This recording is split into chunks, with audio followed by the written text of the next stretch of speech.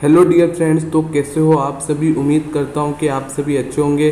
तो आज की इस वीडियो में हम देखेंगे क्लास 12 केमिस्ट्री चैप्टर 3 रासायनिक बलगतिकी के नोट्स। तो आप इस वीडियो को एंड तक ज़रूर देखें। तो चलिए वीडियो शुरू करते हैं। तो फाइनली हम लोगों ने आपके लिए चैप्टर 3 के नोट्स तैयार कर दिए हैं। काफ़ी मेहनत से रासायनिक बलगतिकी के जो नोट्स है वो तैयार हो चुके हैं। तो मैं आपको इस वीडियो में बताऊंगा कि किस तरह से आप इन नोट्स को डाउनलोड कर सकते हैं। साथ ही जो इम्पोर्टेंट न्यूमेरिकल्स और क्वेश्चन है वो भी इस वीडियो में मैं आपको बता दूंगा। तो आप इस वीडियो को बिल्कुल भी स्किप ना करें। तो ये रासायनिक बलगतिकी है, ये इसका बेसिक इंट्रोडक्शन दे रखा है आपको।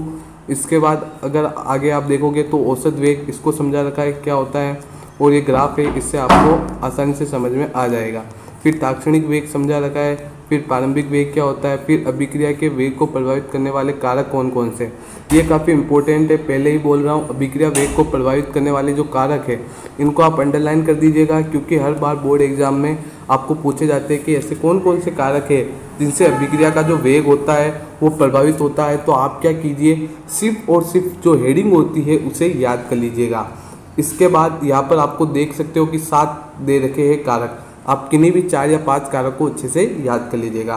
फिर वेग नियम या फिर दर व्यंजक इसे समझा रखा है। फिर विशिष्ट अभिक्रिया वेग या वेग स्थिरांक क्या होता है वो समझा रखा है। फिर अभिक्रिया वेग एवं विशिष्ट अभिक्रिया वेग की विमाएं।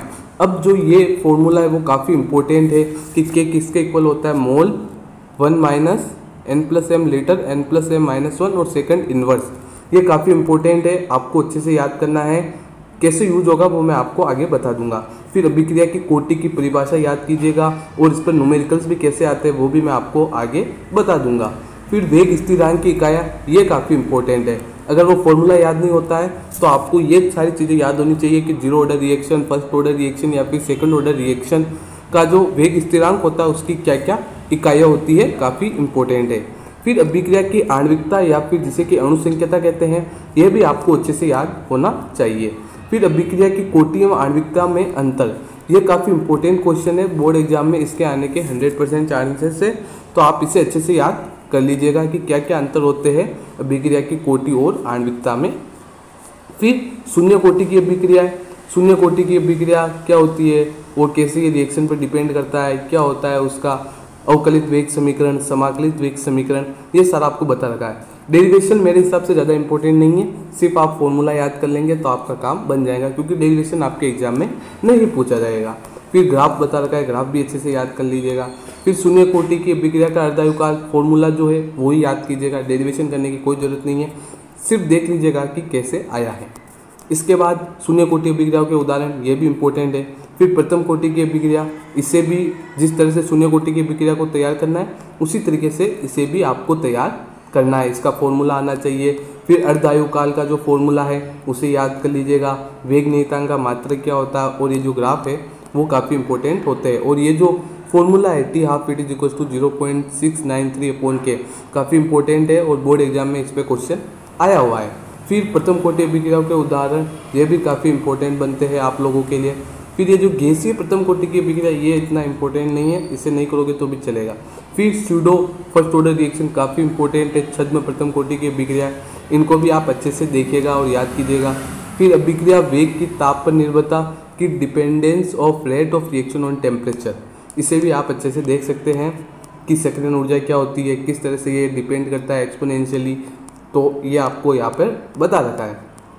तो काफ़ी अच्छे नोट्स है और काफ़ी मेहनत लगी है इनको तैयार करने में। और सही बता रहा हूँ, जो बता रहा हूँ अगर वो याद कर लिया ना तो एक भी क्वेश्चन आपका ऐसा नहीं होगा जो आपसे नहीं बनेगा।